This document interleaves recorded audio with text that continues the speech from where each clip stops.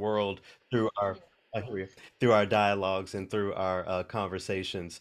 We'll briefly just reintroduce ourselves. You heard a little bit about me. So in addition to being an activist and a musician, I work in the worlds of art, in the world of arts administration as the director of artist equity for the American Composers Orchestra based in New York City. And it's through my regular visits and working in New York City how I was able to meet Michael. And through our own dialogues, we have been able to determine areas where we both learn, in some cases unlearn. And it's been a pleasure to share some of our own dialogues and experiences with you all here today. Michael, anything more you'd like to share about yourself? Yeah, no, that was a great summary of our relationship. And I also just wanted to thank Mark and UCLA and the Lowell Milken Center for having me. I'm excited to be back at this. As Mark mentioned, I'm a composer, a classical composer. I write chamber works, orchestral works. I've written, you know, art rock. I written film music. I teach guitar and piano, and I just, I'm just a musician. Whatever's necessary and it's music related, I'll do it. I'll even sing if it's truly a musical emergency. So, Well, um, maybe no yeah, musical emergencies in the next hour. I hope not. So, what we're going to do this week, what Michael and I are going to do this week, we're going to briefly recover and revisit some of the topics that we discussed last week. We'll talk a little bit about our own reactions to the phenomenal concert that went down this past Sunday. And then we'll open up the room for comments, questions, just to make sure that we give you an opportunity to be a part of the dialogue as well. You froze, Garrett.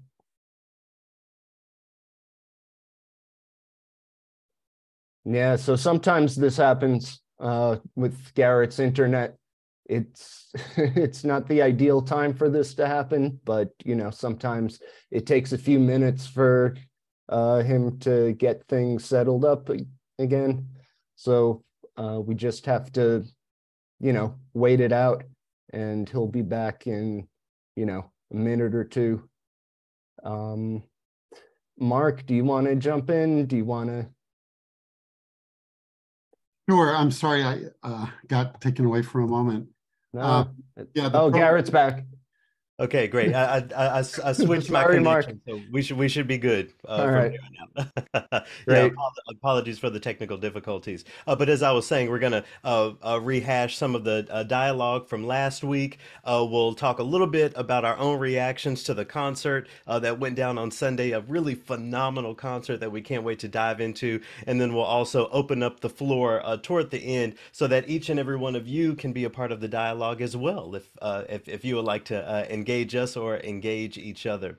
So, Michael, where we'll start in our review of last week's dialogue is really highlighting once again the fact that this intersection is actually a real intersection for some people. We tend to think of Black communities and Jewish communities as being completely separate. But as we saw musically on Sunday, there are some musical intersections that are worth exploring, but actual individuals who live at this intersection. We're going to hear a little bit from one of those people here in a bit, Nissan Black. But I wonder if you can speak to the Yeah, significance of actual individuals at this intersection because we don't typically think of it always. yeah, that's right. Last time we talked about the two main ways you can literally be at this intersection, which is, you have a white Jewish parent and a Black parent, and you're mixed, and that's how you get both,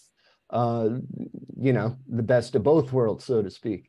But the other way is you're Black and you convert to Judaism, since being Jewish isn't just an ethnicity, it's also a religion that's, open to anyone if you go through the conversion process. So examples of people who are mixed, we highlighted include Eric Andre, Drake, Maya Rudolph, um, and Lenny Kravitz is another one we didn't mention last time. And some of the people who converted, as we'll show, is Nissim Black and Sammy Davis Jr., who's like incredibly talented. If you don't know him, I'd suggest checking out his stuff on YouTube.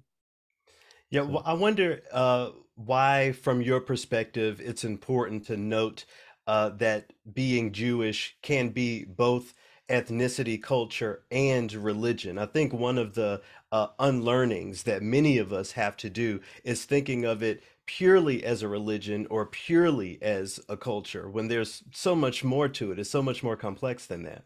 Yeah, historically, generally they have been tied together, but just like any religion, anyone can convert if they choose to. And that's, religion is something you hold in your mind. So, we think about Hindus mainly being, East Indian, but technically anyone can, convert, or, Buddhism, we think of taking place in, the East also, but, oh, guess what? You're a Buddhist. Indeed. So, and I've studied Buddhism, and there are plenty of people who are ethnically Jewish who consider themselves Buddhist. A friend who happens to be, in the audience right now happens to call them Jew-boos. So. And I think the larger point is that understanding how these intersections exist, both artistically, conceptually, but also literally, can be a bridge to dialogue and to greater unity among communities. So we're going to hear a short excerpt from a conversation between Ben Shapiro and Nissim Black. For people who may not know who those people are, Michael, I wonder if you could give a little background. Yeah, so Nissim Black is a rapper. He was born, I believe, in New York around Crown Heights. There we go. Yeah, he grew up raised Muslim. He was raised Muslim, and I keep freezing. Sorry. So he was raised Muslim, studied evangelical Christianity, and then eventually converted to Judaism. And here he explains to Ben Shapiro why. And Ben Shapiro is a commentator. He's largely a political commentator who happens to be conservative. He's not the biggest fan of rap music. However, he was intrigued by Nissim Black's conversion. And here they are, learning from each other, mainly Ben Shapiro learning, but it's an intriguing clip.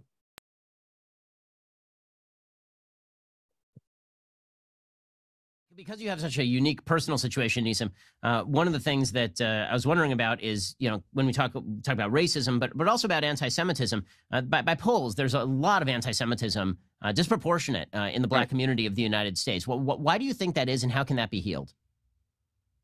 I think the biggest thing is a misconception, right? So you look at it for most African Americans, for sure, they're there, obviously, in America. So in their mind, when they think about a Jew, they think of European Ashkenazi Jewry because that's what they're faced with. They don't even have that. They have no idea that there's a diversity in Judaism. And I think that that's one of the biggest things, that there's different colors. It has not been expressed to African-American community that it's just not one. And I'm not even talking about Black, Taimani, Sephardi, you have Jews from Mizrahi. So when they think of Jew, they think of only this, and it's already a wool put over their eyes that anybody that is of European descent is your enemy, right? And a lot of times in America, the Jewish community and the Black community is very close in proximity to each other, right? And you have a lot of Jews that are wealthy, and we already know about the staggering numbers of poverty in the African-American community. The whole thing to me feels like a setup, right? And when we put it all together and we look back in everybody's history, the Europeans kicked both our butts. So, you know what I mean? So what's the real story? The whole thing feels like a setup to me. And I think that that's what it is. Well, Nissim, really appreciate your time. You can check out his music over at YouTube. He has recent hits, including Motherland Bounce and Rerun. Good to talk to you. Really appreciate it. Man, good to talk to you also. Really Have a wonderful it. Rosh Hashanah. Shana Tova. So there's a lot there, you know, and what comes to mind for me immediately is this idea of shared struggle being a tool for unity, and this is something that we talked about briefly last week. When Nissan Black said there, Europeans kicked both of our butts. You know, I think more than identifying, you know, a shared enemy or someone to pull new vitriol out of, it just honors the fact that we have more in common than we often think about. Yeah, very much so. And, you know, historically that's true. And, you know, the narrative in the Old Testament about being enslaved people, for Jews in Egypt, for Black Americans here in America, and, you know, throughout the world. And and also the idea of being displaced, because, you know, whether or not Jews were actually, you know, enslaved in Egypt, as I brought up in the last discussion, like it is a historical fact that there was a diaspora where Jews became spread out through many different kingdoms, many different countries, many different continents. And, you know, the idea of looking for a homeland has always been something that has been an important part of the Jewish narrative. And, you know, through these discussions, I'm hoping that, you know, we can all make America the ideal homeland.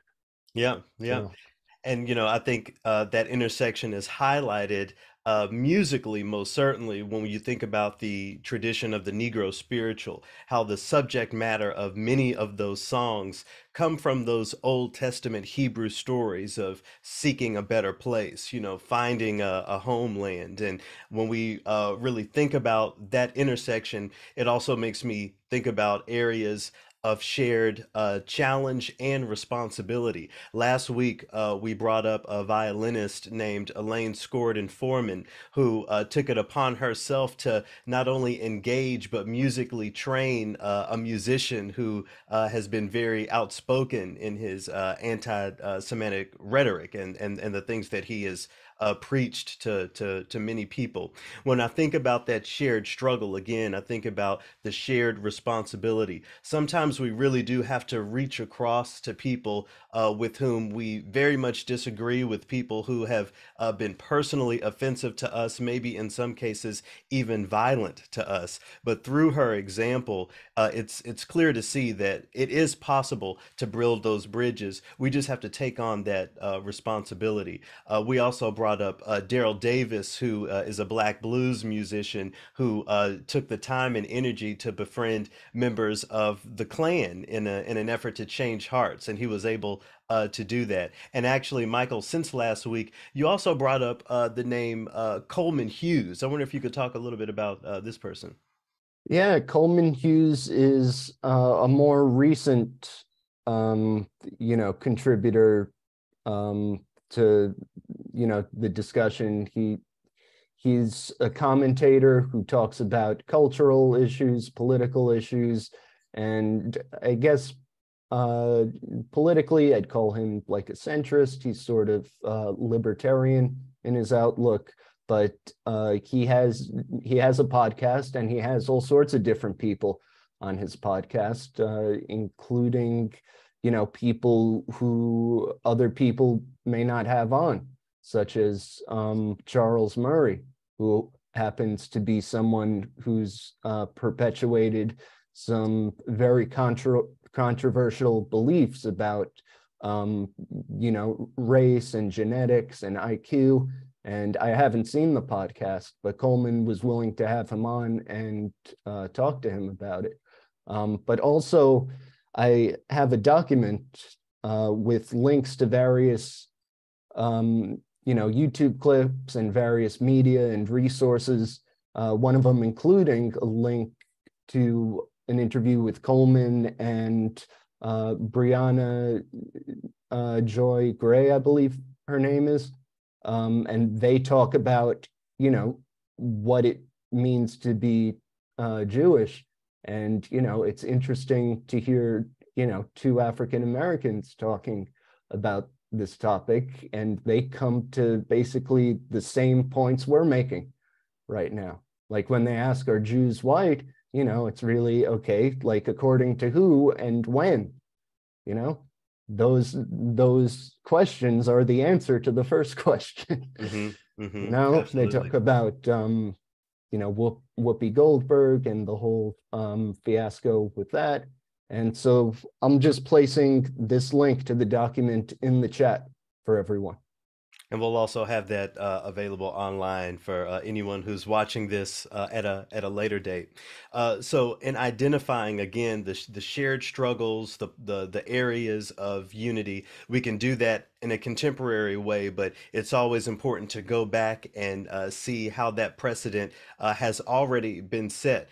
We saw those bits of unity and community building during the civil rights era, even before, and even strictly in music, we have examples of people from Black communities and Jewish communities coming together in the name of something greater than both. In the case that we're about to take a look at, music, we're going to see a short clip from an interview that took place back in the 60s between Duke Ellington and Leonard Bernstein. These are two figures who, you know, anyone in the world of music, certainly Western classical music, we know these names, but I had never seen them in dialogue with each other. I thought it was really incredible. Michael, how did you stumble upon this clip?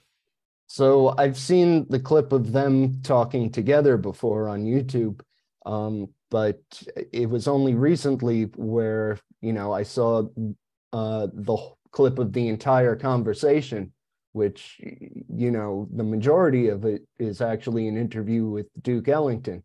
But this particular clip is just great for me to see, like, these two musical giants, these two giants of American music, of, you know, pioneers of their field. Yeah. And so, yeah, go ahead. Yeah, let's take a listen here.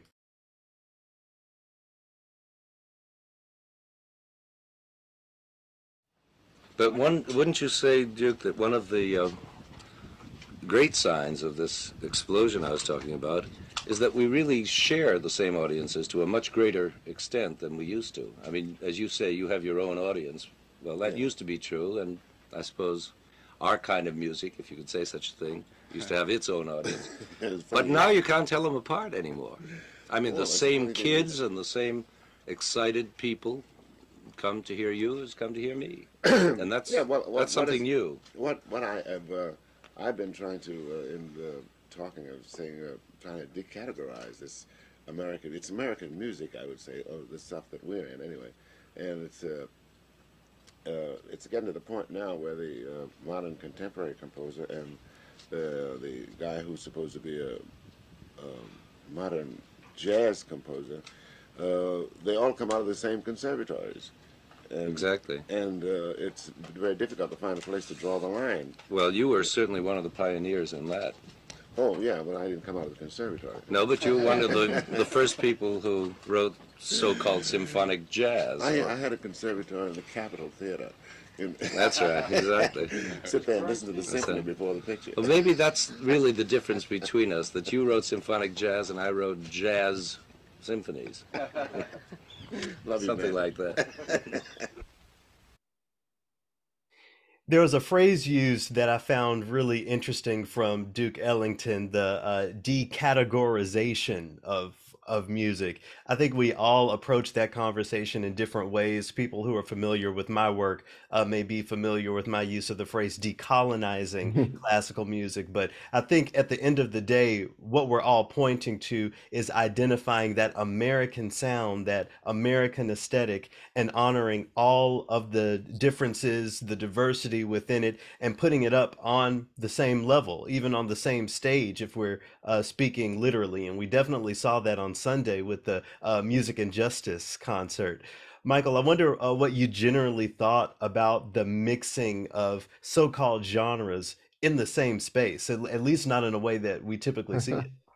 Yeah, I feel like it's so American. It's one of the defining characteristics of American music to just try to, fuse all these genres that were, separate, but really because of cultural reasons. But I mean, it's the US has always been a melting pot, and it's the perfect place to have this fusion of these different genres, even though I know, you include jazz as being like American classical music. Hmm. Yeah. But I think the breakdown of these labels is something that, younger audiences are much more likely to accept than older audiences. And I think to a certain extent, like, listeners just want to hear good music. I think most labels and categories are really there for in terms of like marketing purposes. It's like, what demographic do we sell this to? And in reality, like, people just, they want to hear something that moves them, regardless of the genre. And when I think, yeah, I also think about what Duke and Lenny were talking about there, as far as separate audiences coming together, over time becoming the same audiences. When I think about the significance of the integration of jazz aesthetics within, a space that has traditionally been strictly Western classical, strictly orchestral, I think about the opportunity that brings to the front to really connect audience members who have never been in the same space. Of course, we're living in a digital world. Both you and I took part in the concert audience experience, from our respective homes. But I think there is an opportunity and a responsibility there as well. Programming concerts in the way that we saw on Sunday as a means of getting people to even sit next to each other in a musical space who may not otherwise. yeah. And I think the point that Bernstein was making was true in one respect, but not totally true in another respect, which is that I feel like he was generally talking about classical audiences being more open to, going to Duke Ellington concerts.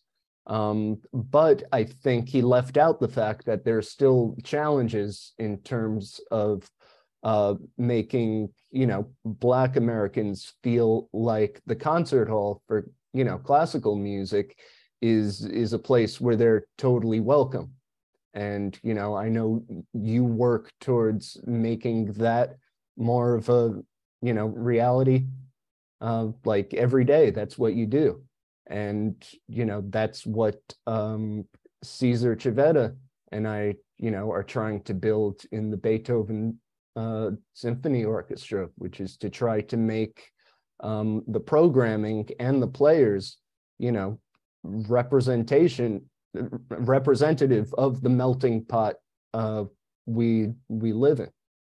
So when we talk about the concert space as a place that we're, trying to shift and create equal ownership, just to bring it back specifically to the conversation of Black and Jewish unity, is it a part of from your perspective, Michael, a part of the unlearning that we have to do, thinking of orchestral spaces, classical music spaces, as being owned either literally or figuratively, culturally, by Jewish people? We do see that there is a lot of overlap in many conversations, and it seems like painting, for lack of a better word, painting white the concert hall might be erasing to some degree significant contributions of Jewish people to the space in a way that has always been inclusive and in a way that has always expanded the idea of what the space is. This question comes to mind for me because not only did we see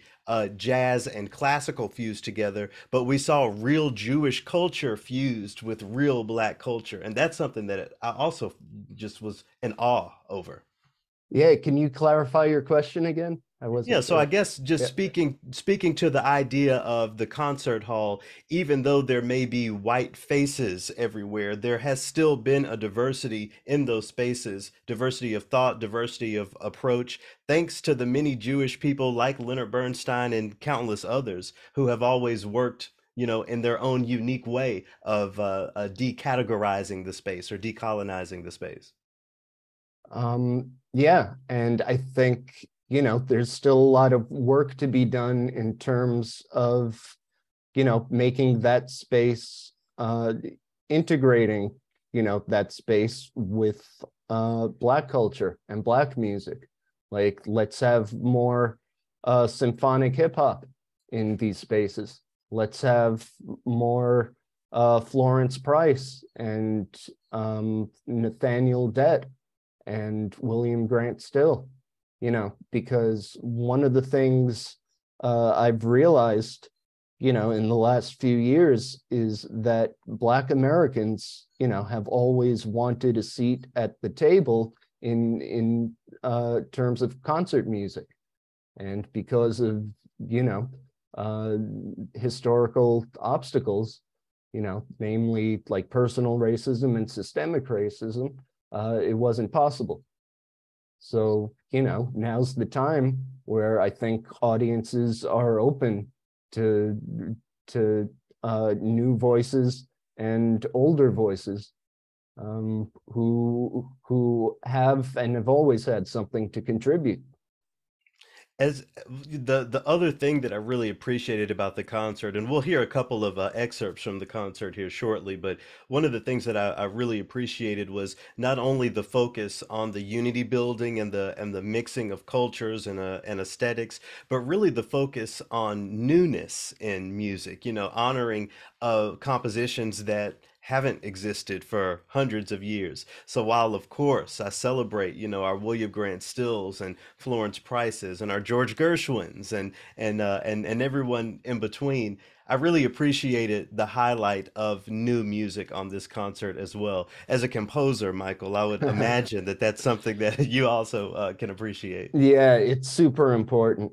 Like composers, it's very hard to find living composers who make a living primarily through composing, especially through, concert works that are performed.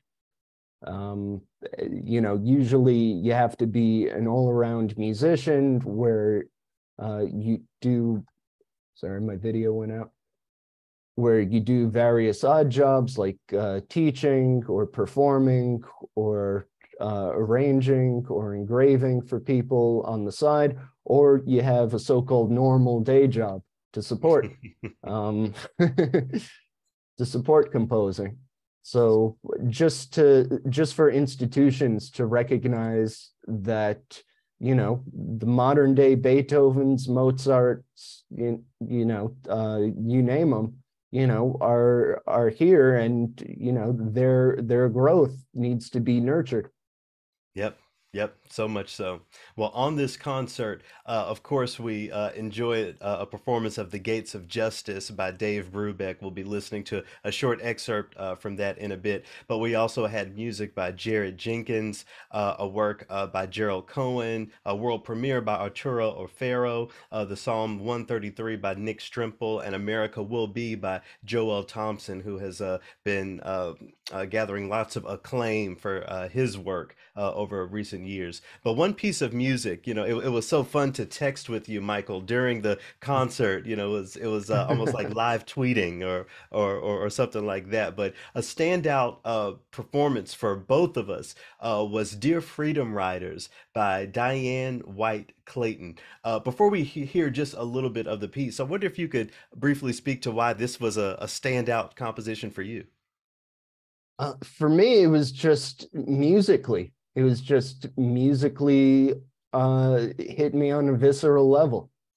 And it didn't have to do with the lyrics or the text. It just had to do with the power and the craftsmanship of the music itself. And just it had a certain fire to it. And it just is one of those pieces, like a great Beethoven piece, that just grabs you by the collar and forces you to pay attention to it. Yeah. So we're going to listen to just a little bit of this. You'll have to forgive me. The screen won't be as big as I would like it to be. This video is not yet published, but thanks to everyone over at UCLA, I was given permission to offer a couple of excerpts from this performance. So this is a short excerpt from Freedom Riders by Diane White Clayton, who you'll also notice playing piano in this performance. Let's take a listen.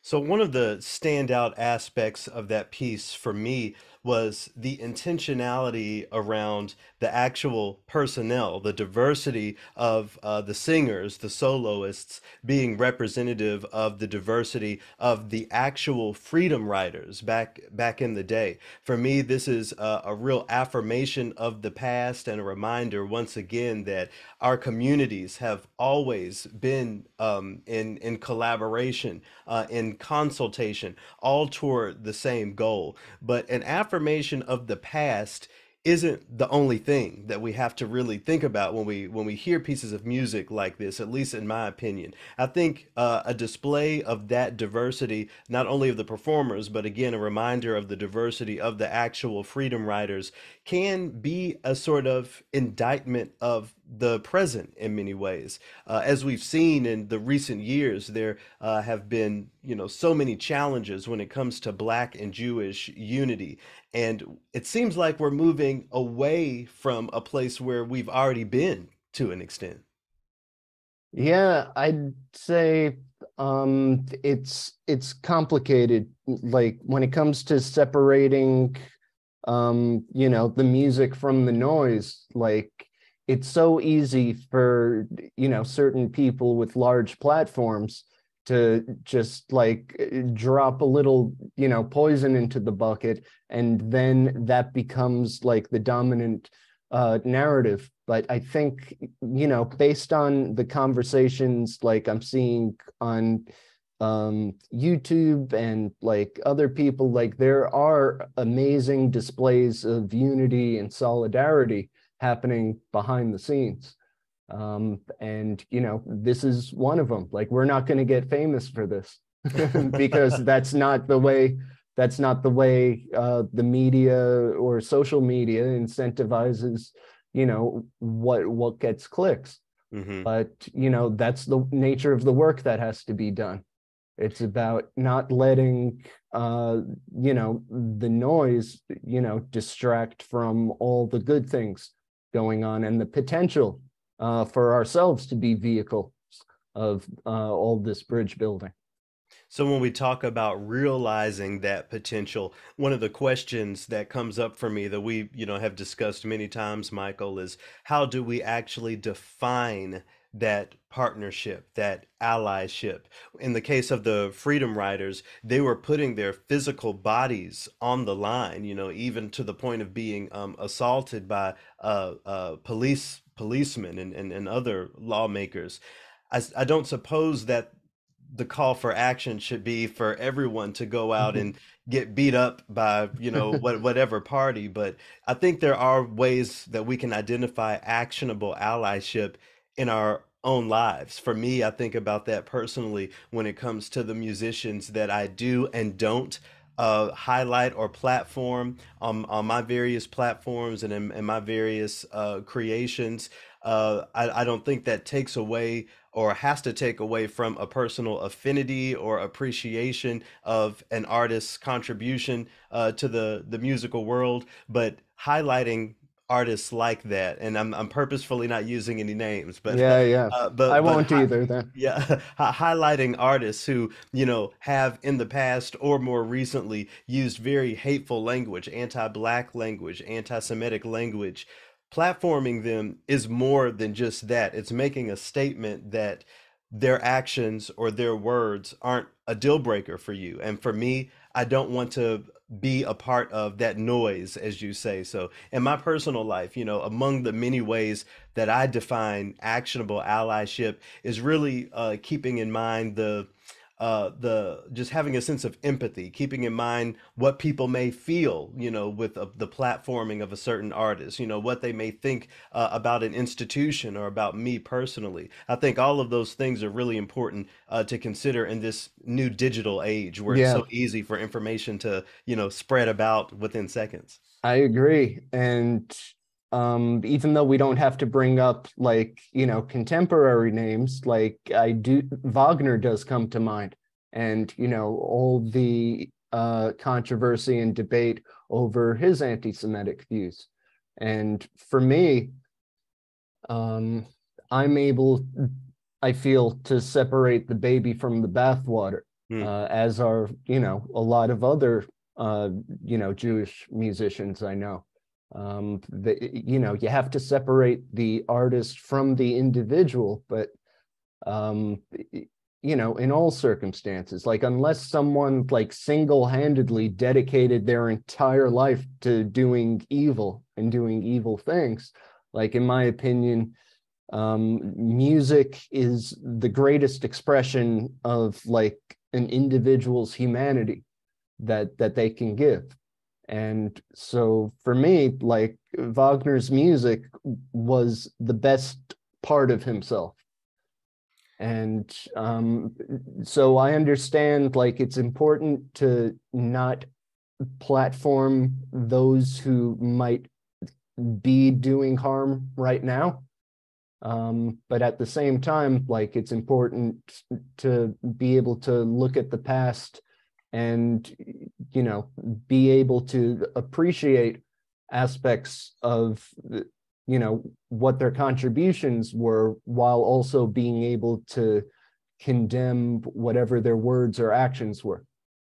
And I think that's a great example of where further dialogue is just always going to be required, maybe even from the stage in certain aspects. When it comes to composers like Wagner, Richard Wagner, it's an area where I feel like I'm still learning and growing and evolving. I can't say that I feel completely comfortable platforming his music in, for example, the radio programming that I put together. There is an opportunity for me to platform his music within the context of having the conversation, as you're saying, separating the baby from the bathwater. But I have to be honest, sometimes it's hard to know how we place or move the goalposts based on genre, based on history, based on how long someone has or hasn't been dead. There doesn't seem to be just a single answer. Yeah, and I agree that, you're sort of in a unique position of, having your own podcast, whereas I'm just a listener. And, I could just listen to whatever I feel like and still, you know, I'm really only responsible to myself in that aspect. And as we continue to think about, you know, the diversity of the past being an indictment of the present and maybe even a call to action for the future, we've talked about transforming our communities and our country into a truly shared space, a space in which we have equal ownership, equal rights to what is classical or what goes on an orchestral stage, and even, you know, how that relates beyond the concert hall. I wonder, Michael, if you could speak briefly about addressing the erasure of culture toward this goal of creating a shared space next to the importance of the preservation of culture within a new space. So just to, you know, offer a little bit more context, make it clearer. One of the biggest weapons against the American descendants of slaves was that erasure of culture. My mom, you know, for example, through her diligence, has been able to identify, you know, as far back as she possibly can, our family lineage. You know, there was an enslaved woman named America who lived in the late 19th century and a few years into the early 20th century, who we know who she was, but we don't know who her parents were or her parents were, what African tribes or countries these people came from. And that's just how it is. You know, there is DNA testing and things that can be explored these days, but that erasure of culture, I think, is some of the baggage that Afro Americans bring to the table. But next to reinventing culture, we have to also honor the preservation of culture as that conversation exists within Jewish communities. Yeah, so going back to, you know, erasure and those types of issues, like it's very important to like resurface culture and history that was lost. And that's why I feel like something, a type of reparations towards, you know, descendants of slaves, possibly in the form of free ancestry tests. And, you know, I know as a Jewish person, I took advantage of Israel's birthright program, which is where I get a free trip and tour of Israel. And, you know, it's paid for, and I got to just go there in order to learn about the history of certain locations and to learn about, you know, what it's currently like. And I feel like the same type of thing should be available towards, you know, descendants of slaves who have no idea, you know, what their ancestral history really is. So if there could be some sort of alliance between the American government and certain East African governments, where, you know, people can take these educational, you know, voyages to check out the, you know, culture. And of course, the culture has changed by now, of course. Right, but, right. you know, but just to check out what their lineage, to learn more about their lineage. Yeah, I think yeah. that's important. Traveling to West Africa has always been a dream of mine, and if that could be a part of some sort of reparations that we have affirmation for from multiple communities, that could most certainly be a huge bridge when we talk about unity of communities and cultures. I understand that the conversation of reparations can get a little sticky when we get into what exactly the reparations look like, but I think if there could just be a broad acknowledgement of the need for reparations, that could, you know, as I said, be a huge bridge between communities and manifest in ways that positively impact more people than just Afro Americans. Agreed. Which isn't to like downplay, you know, the fact that Black Americans have created like their own rich, incredibly rich culture here in America. But I still am sympathetic towards the idea that it feels like, you know, you have this knowledge missing. the further back you go. So in the spirit of shared culture, we're going to listen to just a little bit, watch a little bit of the opening of the performance of Brubeck's "The Gates of Justice." I think a really beautiful example of how different cultures all come together for the sole purpose, for the shared goal of creating a musical experience that highlights the diversity that is our American experience. So here's just a little bit of the opening of this performance.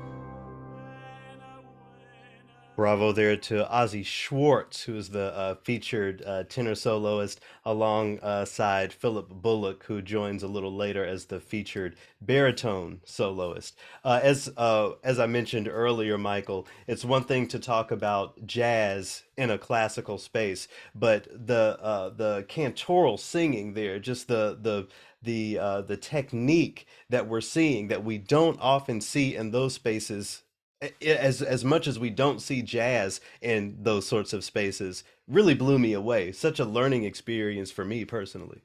Yeah, I just as much as, in fact, I actually think jazz is more common in these spaces than like, I'd traditional agree. cantorial singing. Yeah. So it's really, was really exciting to see that type of unity between, the soloist, one of them singing Jewish cantorial singing and the other singing sort of spirituals, simultaneously. Like What did that you was something I've never seen before. Yeah. And I wonder what you thought about just the breadth of the piece of music. I mean, as a composition, The Gates of Justice is massive. We tend to think of large mass type works as belonging to the Western European canon, but this is a great example of that in a completely new way. Yeah, absolutely. It actually reminded me a little of Bernstein's Mass, but this actually came before. It came a few years before Bernstein's Mass. And so it deserves credit in terms of its, historical significance in being one of the first, I think, multi-genre, polystylistic, call it postmodern, endeavors. So if you have any comments or questions that you'd like to throw into the space, feel free to use the chat or the Q&A function. Or if you'd like to come onto the screen, we'd be happy to dialogue with you as well. So as Michael, as we're waiting for people to offer any questions or comments if they feel so moved. One thing that I do think that we should name as we close out this two-part dialogue is that, unfortunately, not everyone is going to come along in these Right. conversations. Not everyone is going to come along in this work. There will unfortunately, always be Black people who just don't see the value of unity between Black and Jewish communities. I would imagine the same thing is true conversely. My idea is that there's still work to do. No matter how few people are willing to really step forward, or even how many, we have to move forward in this work because that's where we have been, as we have seen historically, and that's how we'll create a brighter future. For continuing these conversations. I wonder how you think about the relationship between doing the work and really recognizing that there will be people who just aren't interested in the work. Yeah, that's right. And I think that's why it's most important to work on ourselves first. We should try to build a bridge when we can, when there's an opportunity for it. Some people are going to be stubborn, but it shouldn't be our life's work to try to change stubborn people. It should, it should be, the main emphasis, the main focus should be on what's the most practical thing I could do to get the greatest amount of change. And I don't want to give any edicts about like you should take this action, do this, do that, but really to just like educate yourselves in terms of what the problems are, because certain problems are a bit less visible to others than to the people they often affect directly. Mhm. Yeah. So one thing I was sure to include in the document I posted was links to discussion about redlining, because most people are aware of slavery and Jim Crow and the horrors of all of that and the atrocities of that, but don't really know about the systemic ways those systems sort of continued under the radar for many years. So once you learn about that, you can start to put the pieces together, and then you can establish your own ways of, tikkun olam, repairing the world, so to speak. So Caesar here mentions Paul Robeson, and he's also in the document because I included Paul Robeson singing Zot Nit Kein Mol, a song of the Warsaw Ghetto. He sang that when he was in Russia, and he also sings a Yiddish lullaby here. And Paul Robeson is a great example of an activist and amazing talent in like so many different areas. And he worked to build bridges wherever he could find them. And he felt, there was a lot of, shared opportunity in building a bridge with the Jewish community, which is why he recorded those songs. When I think about Paul Robeson, what really comes to mind for me is the degree to which he saw the humanity of all people in the way that his activism centered in many ways class solidarity. So as again, when we talk about identifying shared struggle, as easy as it is for us to look at our differences and build those walls, classism is a huge conversation that is still happening, and one that we could most certainly apply to this idea of classical music, the ways in which jazz and other aesthetics, the cantorial singing that we saw, can open up the space even wider and sort of dismantle the classist idea of the orchestral experience, but this really being a space for all of us and any of us. Yeah, exactly. And that's another factor that makes this conversation, so exciting, but also at the same time, like sort of challenging, because there's so many different intersections here. We have like historical versus present situations. We have ethnicity versus religion. We have oppression narrative versus, Jewish success in America. Mm-hmm. We have unclear criteria for what whiteness is. We have, forms of systemic oppression that are invisible to many. And like you just said, we have race versus class and all the intersections there. So it's like, lions, tigers, bears, oh my, you know? It is Um, easy to feel overwhelmed, but I think yeah. that feeling of being overwhelmed has to be what we overcome, one of the many things that we overcome for the sake of the work. I do also want to note that Mark put in the chat that Right. Michael, he appreciated your comment on Make America Our Homeland. How can music help make that happen? I certainly have ideas, when we again think about the what is the word that Bernstein used, the decategorization, or as I like to say, the decolonization. If we could really focus on what we, and by we I really mean all of us, have created, what we have uniquely contributed to this idea of American music, and what America has uniquely contributed to the world of music. When you think about the variations and the diversity of music on a global scale, I think focusing on that and celebrating that is a great way that music can help make this all of our homeland. Yeah, I agree. I think when it comes to the arts and music, like that, it's a very visceral experience. It's something that, pokes through our defense mechanisms and gets right to our lizard brain when it Hmm. comes to recognizing our shared humanity. And, hopefully in those moments, like people can put aside whatever their politics are, or whatever their preconceived notions are. And I think, historically, one of the things that, helped lift marginalized people out of their situation was the fact that they had so much culture to offer, Hmm. especially with African Americans in the United States. Um, and it's unfortunate that that was like one of the only ways to escape their economic situation. But still, like, I feel like it was one of the things that helped humanize them in the eyes of the dominant culture. And I think, we're all here together. Like we all like have to get along.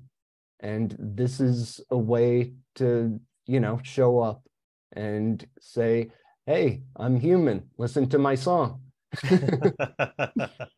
I absolutely agree with you because, not only is the charge, not only should the charge, I'll say, be we have to get along, but there are opportunities of celebration and enjoyment and fulfillment, all sorts of engagement. And this concert on Sunday was definitely proof of that. And the dialogues in between the musical performances that we all enjoy at this intersection, I've really considered the lifeblood of making sure that things are moving in a positive direction. Bonnie put a question in the chat asking if this recording in part one will be available. They are available. As I invite Mark back to the stage here, maybe you can offer how people can check out the two previous this dialogue, the previous dialogue, and all of the other work of the center over at UCLA. So thank you for that question. We have them available on the Lowell Milken Center for Music of American Jewish Experience YouTube page, and I'll put that link in the chat in just a moment. Great, thank you.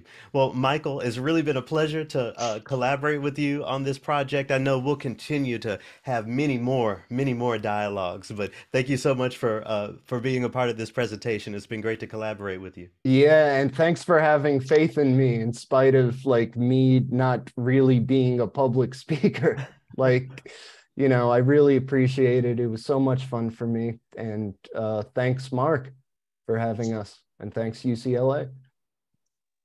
We're so pleased to have both of you. We really thank you for shaping such a wonderful program to really bookend our performance earlier this week and to prepare us last week and to unpack it this week.